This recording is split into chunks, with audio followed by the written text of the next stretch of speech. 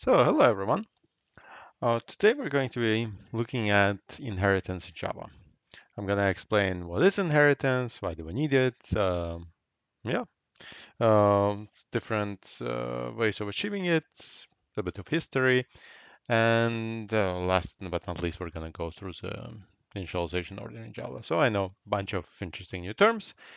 Buckle up, and yeah, let's go. So we'll start by creating a new project, as always. Our project is going to be called inheritance demo. I think, yeah, let's do underscore. Bum. Yeah, I'm going to just put this nicely here. Let me make it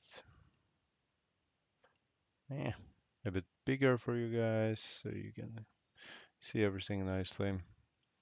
Perfect. And yeah, as always, I like to check which version of Java I'm using in my new project. Let's just pick 17.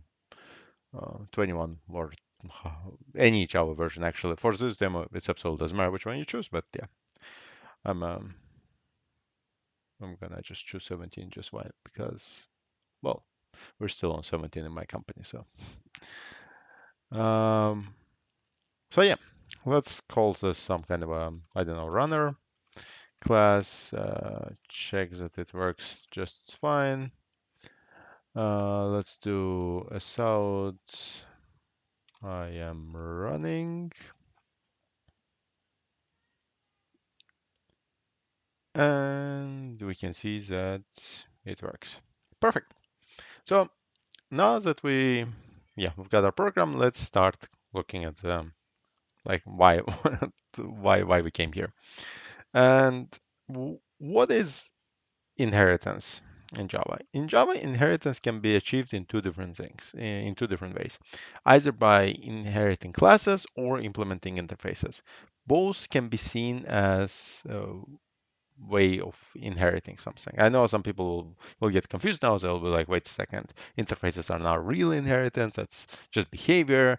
Yeah, I mean, depends how you look at it. But when we talk about the concept of inheritance, we don't really differentiate between interfaces and classes. We're talking. It's both are ways for us to define abstractions. But I will go through the differences in a second. I'm just explaining. So in general, we have pretty much two ways. So we're gonna call, let's say we have a class parent, and let's say we have a class child. And yeah, this easily you can create classes by the way in Java. Just write class name and curly braces. This is a class parent. This is a class child.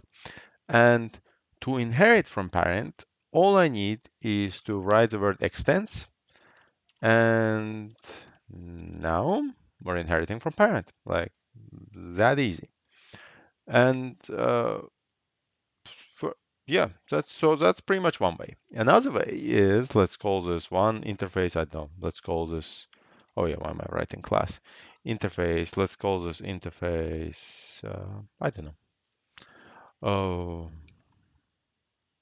can run, for example. And then we're gonna define another interface, can swim, because there are people who can, like there are animals that can run, there are animals that can swim. Not all animals can do both, but there are also animals that can do both. And the way we can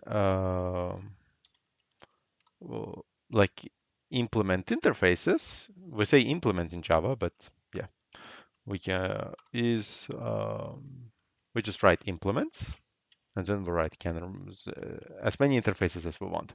Now the thing is, you can implement as many interfaces as you want, but you can only extend one class. Oops. If I now define another class, I don't know, animal, and I try extending it with a semicolon, just like I did with interfaces, no, we'll get a compilation error. Class cannot extend multiple classes. Now, it might be surprising, yeah, but multiple inheritance is not supported through classes in Java. Some might argue that we do support multiple inheritance in Java through interfaces. I'll get to that in a second, but basically, why can't we extend multiple classes? Well, the reason is because it is allowed in C++, and Java was created kind of like improved better, more like it took a lot of things from C++ and it tried to improve some things. And one of the things that the creators of Java wanted to explicitly ban because they thought it's way too problematic is multiple inheritance, because they even call it as a diamond problem. Basically, when you have, let's say, let me actually show you here. Let's say you have class A, and we have class B and class C, and oops,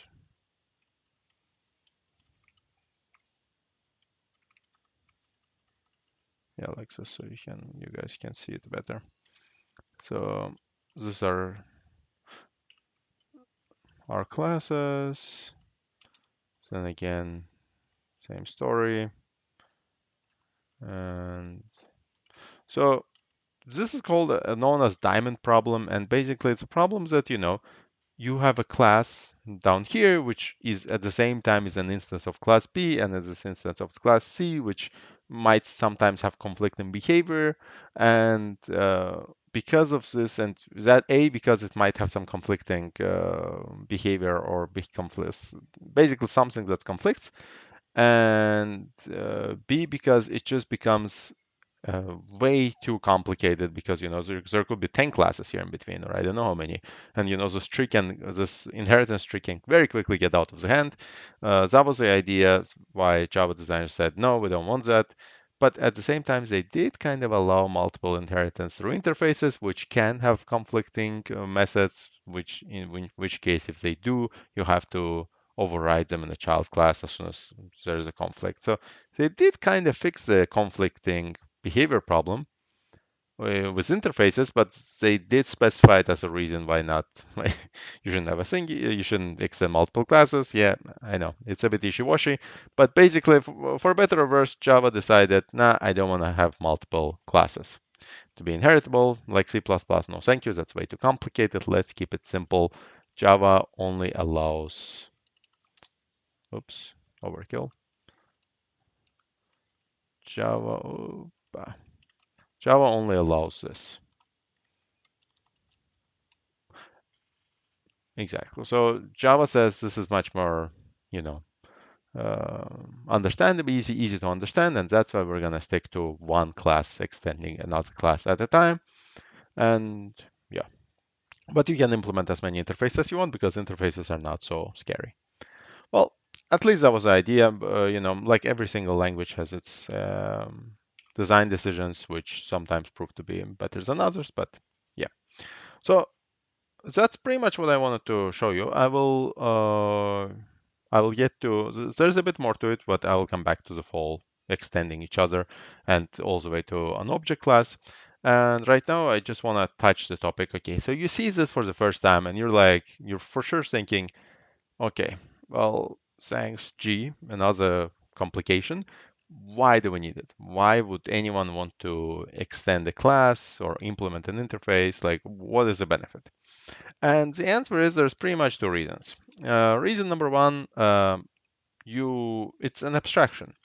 And I will show you in a second why we want abstractions. Basically, they allow you, let's say you have a method, or maybe you're defining a type somewhere, and you want this type to be either or. Let's say you want it to be, let's say you define a type, you want it to be, let's say you have a method and you want as a parameter that it can be called with a cat as a parameter, or it can be called like a dog can call it as well. Well, the way you can do it is by abstracting from them and then calling those methods, making this method available in the parent class, right? So option one is abstraction. Option two, not option, reason two, is because we want to extract piece of code to be available for all the child classes. So for whatever reason, let's say I have some behavior and I want every single child class to have this behavior, or I want to unite group of classes that have some similarity with this behavior. Well, either interface or class is an option for me to do that. I can just extract this into the parent class or parent interface, and I will store it there. And then all they need to do is either to extend or implement, depends if it's an interface or class, and that's how they get it. So option 2 is extracting part of code into a parent. So that's pretty much the two reasons why we would ever even want something to extend something. So let's start with doing. I will show first both how we can do both with class, and then how we can do both with an interface. And you will see that there is, by now, especially in the latest versions of Java, there's not that much difference between extending a class and implementing an interface. There's minor differences, but we'll get to them. So yeah, let's get going. Let's say we have a class animal. Did I already define it? Yeah, I defined it already. I'll just delete these guys because we don't need them.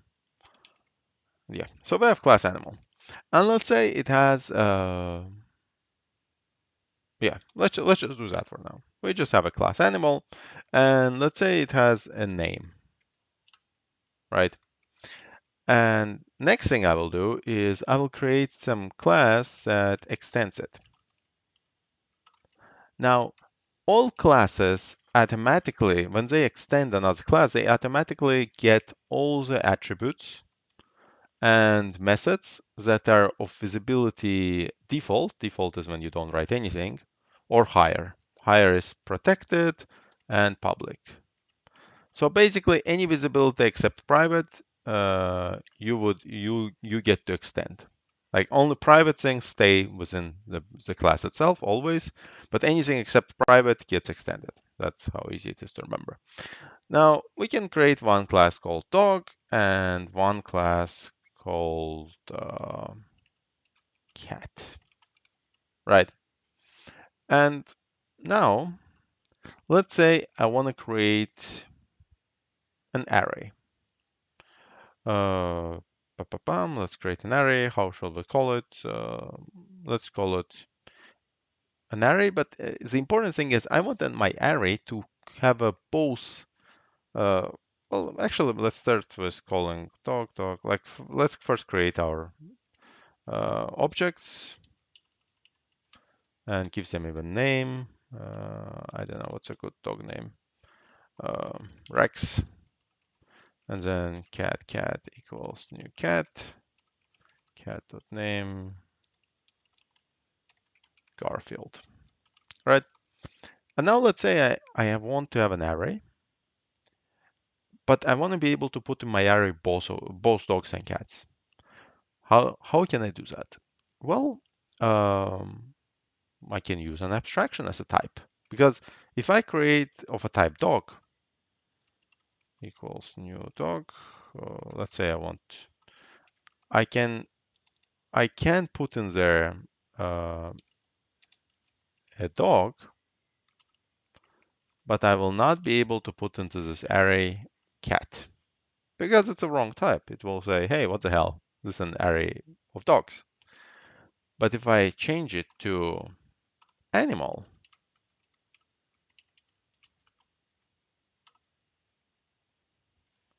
and all of a sudden, this is not a problem, because now I have an array of animals, and because both of them extend an animal, I can put them inside, because by extending something, you're an instance of it.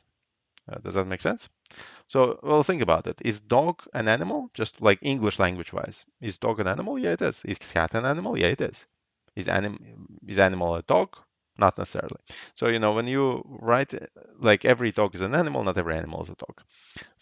But which is why you can create a super type and put in super types child classes. But the other way around, I mean, wouldn't be as easy. Or wouldn't be possible necessarily without casting. But yeah, let's not overcomplicate it. So basically, now we have this array, and let's use our fantastic enhance loop for every animal equals, no, not equals, from animals. As out, this animal has name, animal.name, right? And you can see that this nicely works. The first animal was Rex, the second one is Garfield. If we make a bigger array and add another animal, new dog, I don't know. Um, let's call this dog, I don't know. What's another dog name? Um, Chase.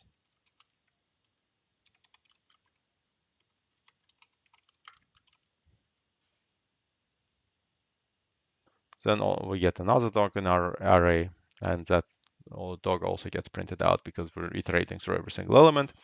So you can see that this nicely works. That is how you can create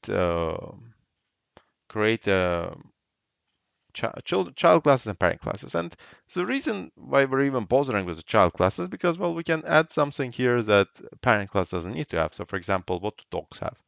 I don't know. Let's define a method, public void bring. And if you call it, it's going to say, I am bringing the ball. Something like that, right? I mean, fetch maybe was a better word. Um, I am fetching the ball. And cat obviously would never have that. It would have something public void. Oh, public void. Scratch your legs. Scratch the sofa.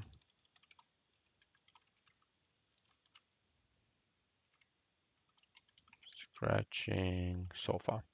So you can see that we have something here, like an attribute, but or also we could have had here methods and this methods make sound, and we can define it here as default sound.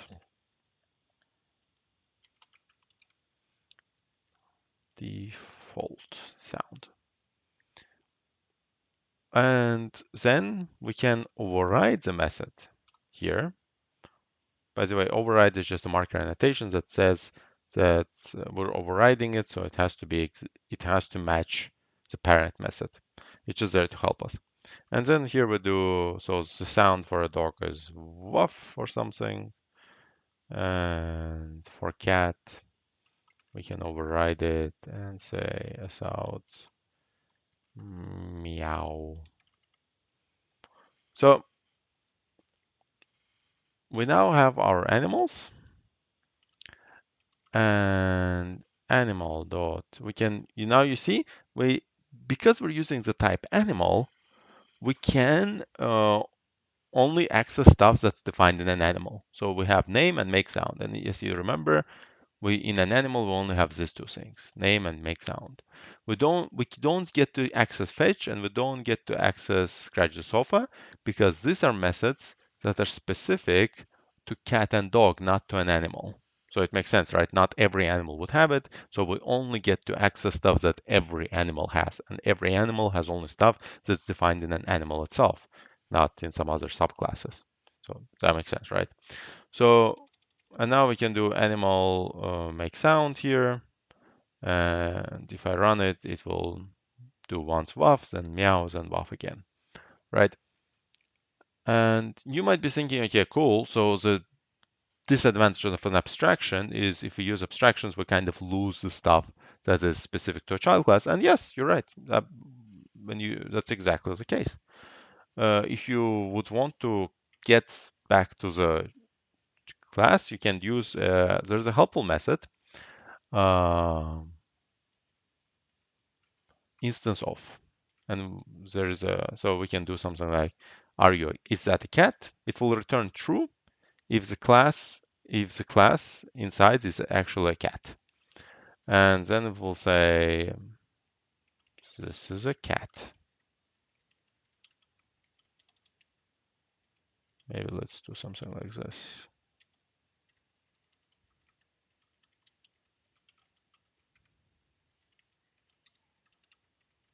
else if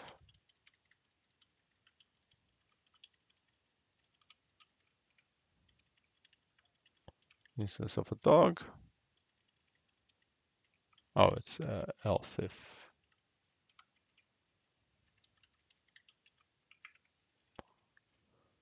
So yeah, let's run this now. And you see, this is a dog, wuff, this is a cat, meow. So it works correctly, right? And so when you do this, from Java 17, you also have a nice pattern matching. You can, what, isn't that what it's called? Ah, we have already cat2, or current cat, whatever, current dog, whatever, right? And the current cat will get also stuff that is specific to the cat, like scratch the sofa. Because in here we can, like at this moment in this scope, the current cat only lives between these two. This variable is only limited to this scope. At this scope, we have two variables to refer to the same animal, is to the same object, which is animal, because it refers to the same, and current cat. But one of them has a type of animal. The animal variable has a type of animal, and therefore only sees the stuff that is part of an animal. Only. Oh, Java is being too smart. It says not Java IntelliJ on cat, but I'm not referring to cat because if I do scratch the sofa, it will do casting. That's not what I'm talking about. So in this scope, I can use animal, and I only get access to these two, or I can use cat, and I get access to everything that an animal has plus what a cat also has, which is scratch the sofa. And same for dog. If I, oops, current, I can use current dog, and then I also get access to stuff defined for a dog, or I can stick to an animal and only get stuff that is available on an animal. So it's up to me. Let's do fetch, and let's make a bit of separation. So you see, I'm fetching the balls, there's a dog, scratching sofa, there's a cat, I'm fetching the balls, there's a dog, right? So you can see pretty much how this works. So abstractions also comes sometimes with limitations that if you use an abstraction, you're limited to the stuff that was defined in an abstraction class, and you're missing out on stuff that is defined in the subclass unless you cast to a subclass. Yeah, so the type on the left, like the type here defines what you have available. And that is, by the way, true even if you do like something like this, animal2, for example, equals new dog. Now, animal2 will only see stuff that is relevant to an animal, not to a dog. So it will not see the method that's defined in a dog because it is of the type animal. So you only see stuff that is defined on the type that you have on the left side because this is a type of the variable. If you would have called it a dog, then you would have had no problem accessing fetch, which is defined only in a dog. That's just another little thing to keep in mind. Okay, so now I think we've covered pretty much how the inheritance works with classes. Now let's take a look at interfaces.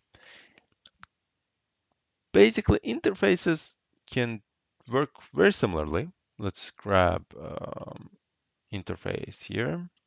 And let's use again can run and public void can run. We don't, public is redundant because all methods in interfaces by default become public, except you can have private too, but we'll stick to public stuff. And let's say here run, right? Let's define a method run. Now you might notice already an interesting thingy. The method doesn't have a body, and yet Java doesn't complain. Why is that? Because All methods in interfaces by default, if you don't specify otherwise, are public and abstract. You see, these two are gray, and Java in IntelliJ is writing this is redundant. Exactly, it's redundant because that's the default behavior. I don't need to specify that because this is anyways the case. And you might be saying, okay, what the hell is abstract? Well, abstract means that you don't specify the body, the class that inherits or implements it will have to do that. If it doesn't, it gets this compilation error. So let me show you. If class dog implements can run, it immediately becomes red. If you look at it, it says it must either itself become abstract, because if something is itself abstracted, again, doesn't have to do it. The first non-abstract class that inherits this method has to implement it. Or you have to implement all the abstract methods that you get, which in this case is only one, which is run. So I will show you how to do it. You just can press Control O, and then you see the can run. We have this abstract method. We press it, and now we've implemented it. It's void, so we don't have to return anything. But let's do something in it. Let's say I am running. So now I'll delete all of this. You see that dog has also run method. And if I run it, it also runs. Here, I am running. Now, again, like I said before, you always get access to the stuff from the type on the left. So because dog has name, it has fetch method, it has run method, it makes sound methods, all of the stuff is defined in a dog, and name is defined in a parent class, we can access it when we press it dog dot. But if I use an abstraction, then I'm limited to the stuff that abstraction can have. Running dog equals, let's even use the same variable. So I can assign this to an abstraction. As always, it's not a problem. But when I try to access something, I only see stuff that is defined in the abstraction. So since there's only one thing defined here, run, every time I press dot, I can only see that. Yeah, that's just another little thing. Exactly. And like this, and just the same way, I can create an array of these abstractions. Can run animals equals new can run. This is not a problem. And then I can set it. Oh yeah, I forgot to change it. Set size. Let's just make 2. And new dog can run animals. Now that we know that it's our dog, yeah, we can call a run on it. Not a problem. So this works just as fine. So you see I called it once here, I called it once here, I called it once here. That's why it's printed 3 times. So yeah, and now let's come to the differences. So, okay, we can do both. What are the differences? Well, the differences in class, pretty much the biggest differences between using interfaces and classes. In class, you can define mutable attributes. Like name, you can rewrite it to something else. Like I was doing here, I was setting it to something else. In interface, I would say the biggest difference. Every single thing that you define as an attribute has to be public static final, which means it's public, so everyone can access. It's static, which means it's true for everyone. A static final is basically a public static final is how we in Java define constants uh, on an attribute level. So immediately it becomes public static final. That means I cannot change it. It's defined once. So something like, I don't know, let's say name, string name, ABC, even though that name exists, and yeah, now it's ambiguous. I'll do something else. Not name, I don't know, race. And yeah, let's now even though I have it here, running dog dot I mean, it actually belongs to an interface. Yeah, let's just do it. Race. And I can assault it, for example, or something. So that's not a problem. I can access it. I cannot change it. I cannot assign it a new value because it will say, wait a second, it's a final variable. You cannot assign a new value. So that is one problem, but as you can see, I have no problem doing it with stuff that I define in a class. So everything that's defined in an interface is automatically like an attribute, public, static, final. You see all of them are gray because all of this is redundant for an interface. It's automatically public, static, final. Yeah, and just like everything, every single method is public abstract. By default is public abstract. So those two are probably the biggest differences. Classes don't, so interface is almost like a limited version of a class because interface can, can only define constants and methods, whereas class can also define all kind of attributes. And because of that, I mean, constants don't really give you a lot of playroom. So because of that, interfaces are known basically just to define methods, and that's why we say interfaces are there to define behavior. Because method means how the object behaves, what can it do basically, behavior. And attributes, often say it's a state. So classes are good to store the state that can maybe change. Interfaces are only good to define behavior pretty much. Now, there are some other stuff to interfaces. Remember, I said they're all by default abstract. You can define default methods from Java 9, if I remember correctly. No, Java 8, Java 8. And public defaults, I don't know, void, do something. And here you can define the behavior, doing, doing stuff. That's only if you specify it as default. And you can also, I mean, either default or you can also have static, also from Java 8, I think. Uh, we have do something too. Yeah, you can also define static stuff for interfaces. That also works. And last but not least, you can define private void do something 3. And this also works, doing stuff 3, right? And so these are 3 options of how you can define methods. You can define them, or 4 by actually 4.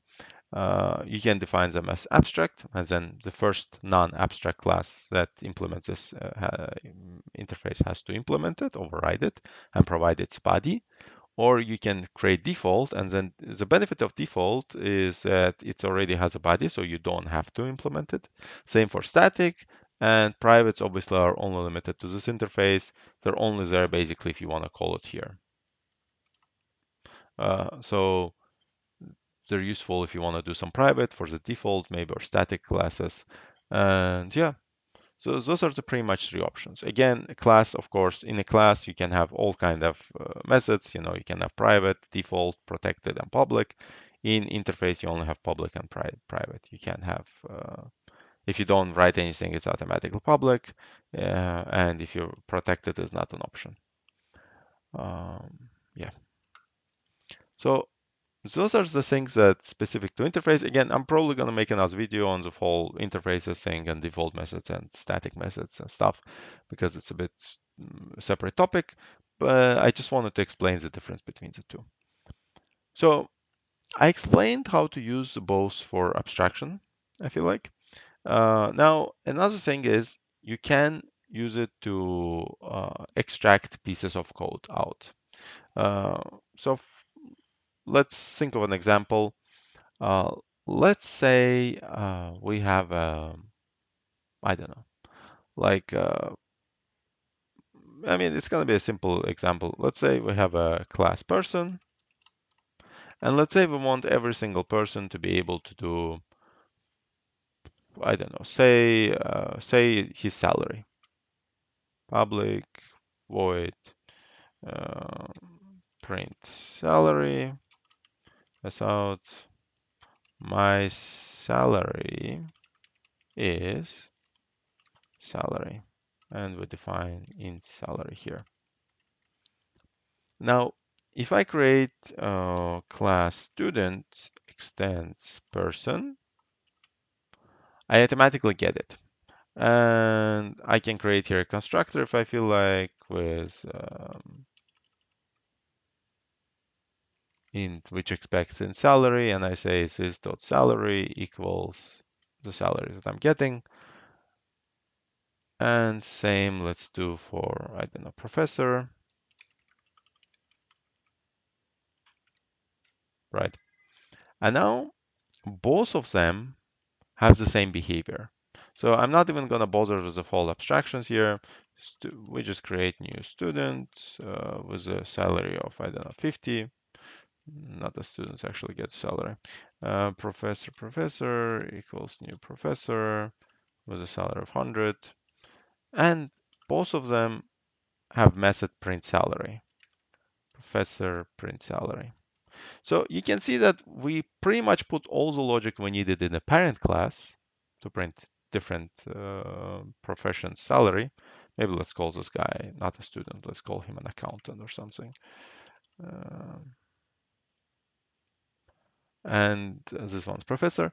And you can see that we put all the logic in the parent class. So we had minimal code in child classes. We just defined the constructors that we wanted. And nonetheless, we have exactly the same behavior, which is obviously very nice thing in programming when you can remove the code, like minimize code duplication and keep all the stuff in one place. Nowadays, in general, inheritance is a little bit frowned upon. People do prefer extracting stuff behavior into service classes for like put all the business logic in service classes. That will be also probably a different, like it's a bit more in-depth topic or more advanced topic, how you create the whole, traditional three-layered architecture, the whole layer of presentation, persistence, and services, basically. So service is a business logic layer. Uh, but essentially, yeah, nowadays they prefer that to inheritance, but this is still a viable method. There's a design pattern for it. One of my favorite ones, actually, template design pattern. Whenever I have to write DAO layer or persistence layer, template pattern is the way to go.